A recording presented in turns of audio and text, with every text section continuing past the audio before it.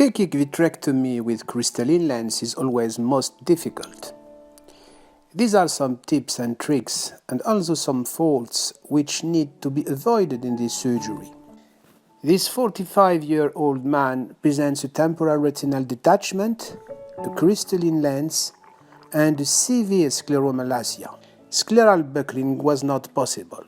A complete vitrectomy is performed at the beginning of the case with BSS plus infusion.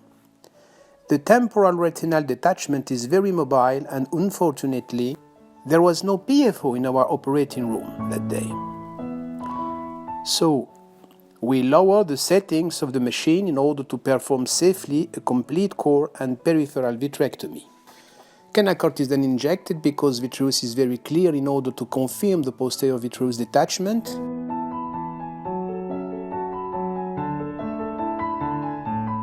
The retinal breaks are identified and meticulously cleaned with the vitreous cutter. The vitreous base shaving at 6 o'clock is safer because the trocars are being placed at the beginning of the case at 4.5 mm behind the limbus and almost at 3 and 9 o'clock. During the peripheral shaving of the vitreous base, we take care to not exceed ora serrata and the anterior hyaloid dissection is not performed in this case. All breaks are marked with endocautery.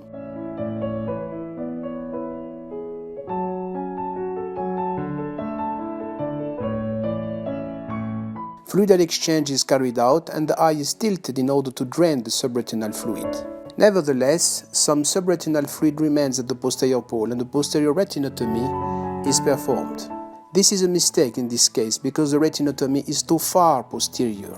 Moreover, the subretinal fluid would be drained quite nicely with 41 gauge or 38 gauge subretinal cannula in active mode. Retina flattens nicely. All tears are treated with endolaser, including, of course, the posterior retinotomy. Retina will be tamponade with 20% SF6 gas. The outcome of this patient will be nice. 1 month after the surgery, recovered visual acuity is 8/10. Lens remains perfectly clear. Retina is well settled and there is no PVR. But as much as possible, avoid posterior retinotomy.